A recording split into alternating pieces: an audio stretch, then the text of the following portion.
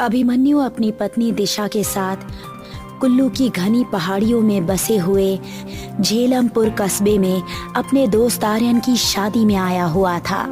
अभिमन्यु की पत्नी बहुत खुश थी। आर्यन की शादी के 2 दिन बाद अचानक अभिमन्यु को याद आया कि उन सब का दोस्त अनिरुद्ध शादी में नहीं आया। अभिमन्यु ड्राइंग रूम में बैठा हुआ सबसे बातें कर रहा था। तुम्हारी शादी में आकर बहुत अच्छा लगा आर्यन। दिशा ने तो तुम्हारी शादी को खूब एंजॉय किया। तुम्हारा बस चलता तो तुम तो मेरी शादी में आते ही नहीं। मैं तो भाभी को थैंक यू बोलूंगा कि उन्होंने प्रेगनेंसी की हालत में भी मेरी शादी में आने के लिए ट्रैवल किया। अरे कैसे नहीं आती आर्यन, तुम्हें अंदाजा भी नहीं है। अभिमन्यु हर समय तुम्हारे बारे में ही बात करता है। आर्यन ये है, आर्यन वो है। और जब तुम्हारी शादी का इनविटेशन आया ना, तो मैं खुद को रोक ही नहीं पाई। मैं भी देखना चाहती थी कि आर्यन क्या है।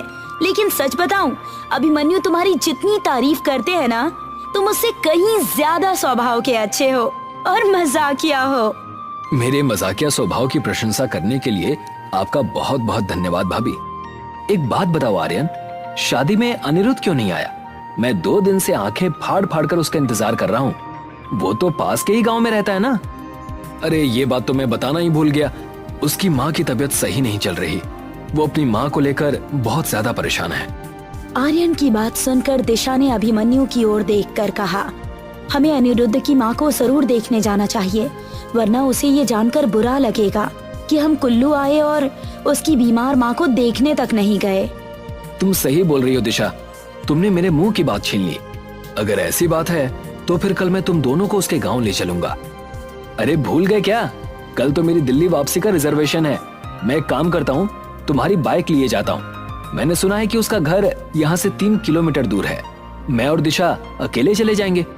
अभिमन्यु की बात सुनकर आर्यन के चेहरे पर अचानक चिंता की लकीरें झलकने लगी। आर्यन का डरा हुआ चेहरा देखकर अभिमन्यु बोला, क्या बात है आर्यन, तुम्हारे चेहरे का रंग क्यों उड़ गया?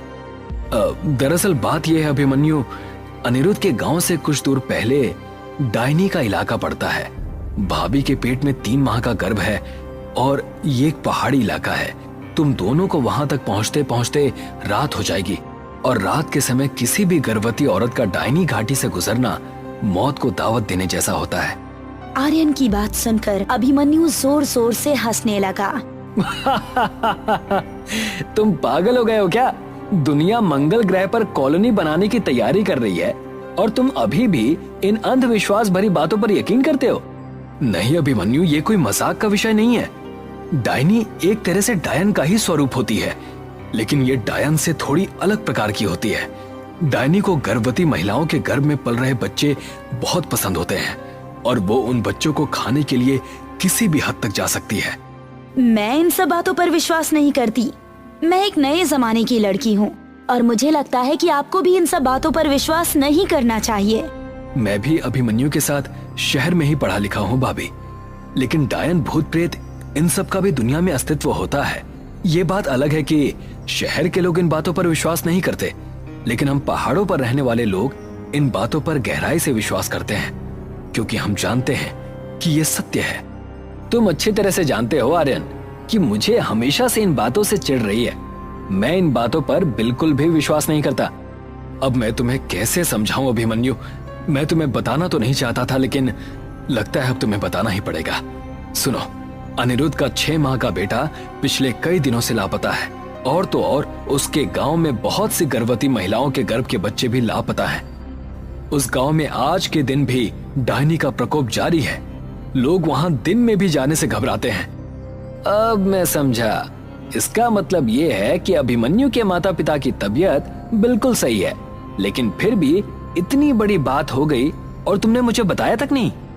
मैंने तुम्हें ये सोचकर नहीं बताया कि तुम बेवजह परेशान हो जाओगे। अब तो मैं आज ही अनिरुद्ध के घर पर जाऊंगा और अगर उस गांव के बच्चे लापता हो रहे हैं तो गांव वालों को पुलिस की मदद लेनी चाहिए ना कि डायनी वाइनी जैसी बातों पर विश्वास करना चाहिए।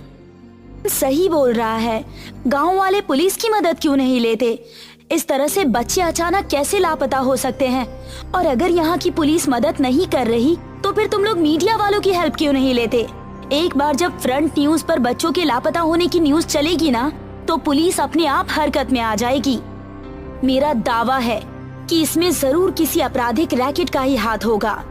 जब वो रैकेट पकड़ा जाएगा ना, तो लोगों के दिल से डायनी का खौफ भी निकल जाएगा। बेचारे गांव के लोग बहुत भोले भाले होते हैं। ये सही बात है आर्यन। आपराधिक मानसिकता के लोग गांव वालों के भोलेपन का फायदा उठाकर अपने गंदे मकसद को अंजाम देते हैं और भोले भाले गांव वालों को भूत प्रेत पिशाच का डर दिखाकर उनका मुंह बंद कर देते हैं। जबकि सच तो ये है कि ये सारी की सारी बातें किताबों और मूवीज में ही अच्छी लगती हैं। ये पूरा सच नहीं है अभिमन्यु, मेरी बात का विश्वास करो। ये सिर्फ लोक कथाएं नहीं है बल्कि हकीकत है। डायनी का अस्तित्व उस गांव में बरसों से छाया हुआ है। डायनी एक ऐसी डायन होती है जो अपने पिशाच पुत्र के साथ लोगों का शिकार करती है। वो अपने शिकार को धोखा देने के लिए किसी का भी रूप धारण कर सकती है। एक बार जब शिकार उसके चंगुल में फंस जाता है तो वो और उसका पिशाच पुत्र उसकी कितनी बुरी हालत करते हैं, तुम्हें इसका अंदाजा भी नहीं है। आर्यन की बात सुनकर अभिमन्यु और तेजी से हंसने लगा। बस बस बहुत हो गया। अब इससे और ज्यादा मुझसे अंधविश्वास की बातें झेली नहीं जा सकती। तुम मुझे बाइक की चाबी दे दो बस। मैं अभी इसी समय अनिरुद्ध के घर पर जाऊंगा और रात में ही वापस लौट कर आ जाऊंगा। और हम दोनों जब सही सलामत वापस लौट कर आएंगे ना, तो फिर तुम्हारा ये अंधविश्वास भी समाप्त हो जाएगा। आर्यन ने अभिमन्यु को अनिरुद्ध के घर जाने के लिए बहुत मना किया, लेकिन अभिमन्यु नहीं माना। आर्यन ने अभिमन्यु के सामने हार मान ली और बाइक की चाबी अभिमन्यु को थमा दी। दिशा बाइक के पीछे बैठ गई और अभिमन्यु ने बाइक दौड़ा दी। जंगल का रास्ता शुरू हो गया था। चारों ओर कोहरा फैलने लगा था और ठंड बढ़ गई थी। तभी बाइक के दोनों टायर पंक्चर हो गए। अभिमन्यु बाइक को स्टैंड पर खड़ी करके बाइक की ओर गुस्से से देखने लगा। क्या हुआ? वही जो नहीं होना चाहिए था। एक तो रात का समय, ऊपर से इस बाइक के दोनों टायर पंक्चर हो गए। टेंशन मत लो, मैं आर्यन को फोन करती हूँ। इतना कहकर दिशा ने अपना मोबाइल फोन निकाल लिया, मगर उसमें नेटवर्क नहीं था। अभिमन्यु भी अपना फोन चेक करने लगा, मगर उसके मोबाइल में भी नेटवर्क नहीं था। वो दोनों रात के सन्नाटे में कोहरे के बीच एक सुनसान जंगल में खड़े हुए थे। तभी अभिमन्यु को अंधेरे में एक साया चलता हुआ नजर आया। कुछ ही देर में वो साया दोनों के करीब आ गया। वो एक बूढ़ी औरत थी जो लाठी पकड़े हुए थी। लगता है तुम दोनों परदेसी हो, रास्ता भटक गए हो क्या? नहीं माँ जी, बाइक के दोनों टायर पंक्चर हो गए हैं और हमारे मोबाइल में नेटवर्क भी नहीं है। समझ में नहीं आ रहा कि क्या करें। रात का सन्नाटा फैला हुआ है बेटा, और ये डायनी का इलाका है। यहाँ जंगली जानवर रात में टहलते रहते हैं। पैदल जाने में तुम दोनों को खतरा हो सकता है। यहाँ से कुछ दूर पर मेरी एक झोपड़ी है। अगर तुम लोग चाहो तो मेरे घर चल सकते हो। डायनी का नाम सुनकर दिशा बुरी तरह चौंक गई। आपका बहुत बहुत धन्यवाद माँ जी। वो बूढ़ी औरत अपनी लाठी लेकर आगे आगे चलने लगी। अभिमन्यु बाइक घसीटता हुआ उस बूढ़ी औरत के पीछे पीछे चलने लगा। कुछ ही देर में वो दोनों एक झोपड़ी के सामने खड़े हुए थे, जिसके चारों ओर लंबे घने पेड़ ही पेड़ थे और वहाँ भी चारों ओर कोहरा छाया हुआ था।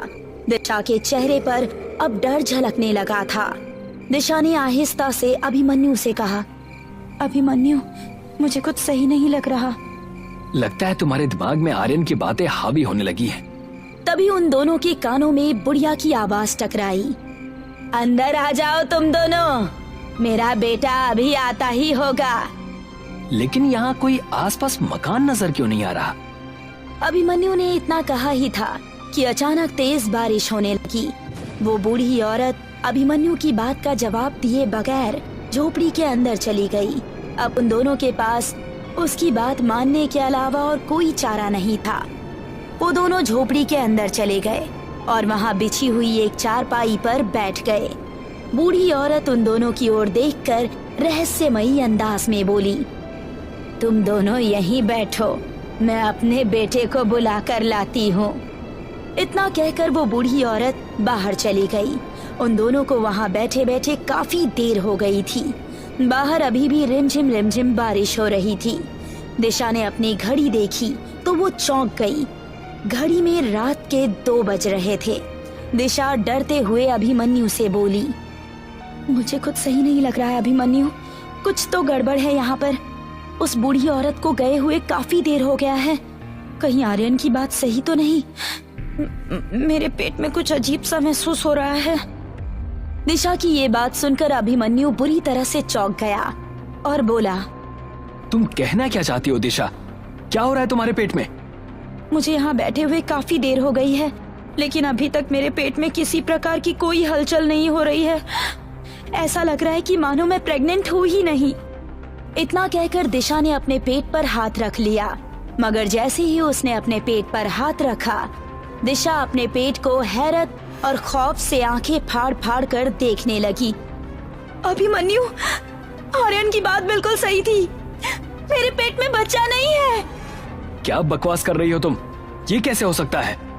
इतना कहकर अभिमन्यु ने जैसे ही दिशा के पेट पर हाथ रखा, उसका पेट बिल्कुल सपाट था। अभिमन्यु के डर और दहशत से रोंगटे खड़े हो गए।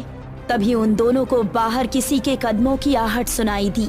अभिमन्यु और दिशा ने जैसे ही अपने कदम उस झोपड़ी के बाहर निकाले, तो बाहर का नजारा देखकर उन दोनों की आंखें दहशत से फटी की फटी रह गई। बाहर एक 6 फुट का बड़ा ही भयानक दिखने वाला व्यक्ति खड़ा हुआ था। उसके चेहरे का मांस जगह जगह से फटा हुआ था, उसकी आंखों से खून टपक रहा था और उस बूढ़ी औरत की आंखों की पुतलियां भी बिल्कुल सफेद हो चुकी थी। उसके दांत अजीब और बिल्कुल पीले थे। यही है मेरा बेटा। दिशा की जोरदार चीख निकल गई। कौन हो तुम? डायनी। इसी से यहाँ से भागो। अभिमन्यु ने इतना कहा ही था कि तभी वो भयानक व्यक्ति बेहद फुर्ती से दिशा के नजदीक आ गया और उसने दिशा का गला बुरी तरह से दबोच लिया। तभी डायनी ने अपने पंजे से अभिमन्यु के कंधे को फाड़ कर रख दिया। अभिमन्यु जमीन पर गिर गया। उस भयानक चेहरे वाले ने अपने पंजे से दिशा का पेट फाड़ दिया। दिशा एक चीख के साथ ढेर होकर जमीन पर गिर गई। वो बूढ़ी औरत अब अभिमन्यु की ओर खूंखार नजरों से देखने लगी। तभी अभिमन्यु को दूर से बहुत सारी रोशनियां नजर आई। अभिमन्यु ने देखा कि बहुत से गांव वाले हाथों में मशाल लिए उनकी ओर चले आ रहे थे। जैसे जैसे वो नजदीक आ रहे थे, वो भयानक दिखने वाली डायन और उस पिशाच के कदम पीछे की ओर हटते जा रहे थे। वो दोनों धुआं बनकर गायब हो गए। उस झोपड़ी का नामो निशान तक मौजूद नहीं था। अभिमन्यु बेहोशी की गहराइयों यानी कि नींद में समा गया। तभी उसके कानों में उसके दोस्त अनिरुद्ध की आवाज गूंजी। वो गांव वालों से बोल रहा था, इसकी पत्नी मारी गई, उठाओ इसको और जल्दी ले चलो यहाँ से। अगली सुबह अभिमन्यु की आंख अनिरुद्ध के घर पर खुली। वो तो अच्छा हुआ कि मेरे पास आर्यन का फोन आ गया था। काफी देर इंतजार करने के बाद भी जब तुम मेरे घर पर नहीं आए तो मैं समझ गया था कि तुम डायनी के जाल में फंस गए हो। मैं तुरंत गांव वालों को जमा करके उसके इलाके में पहुंच गया।